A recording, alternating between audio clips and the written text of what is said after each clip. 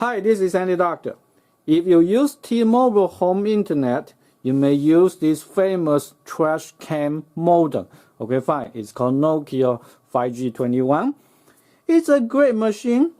The speed is fantastic, except one problem.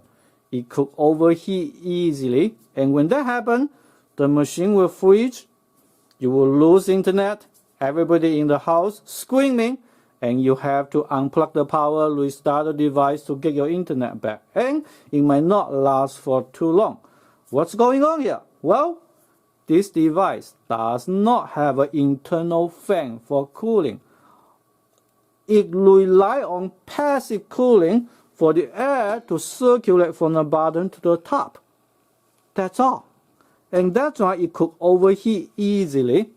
A lot of people decided to put a fan on top or on the bottom, and it does work. But I personally do not like the idea of running a fan 24/7. So that's why I decided to try something else. I will say, do this.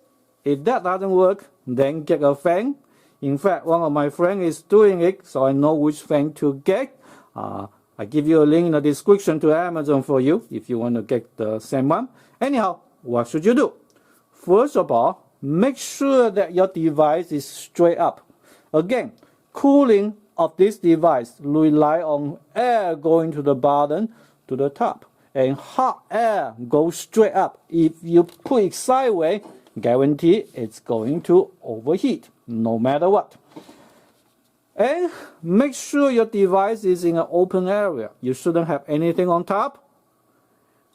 Next, you should raise your device.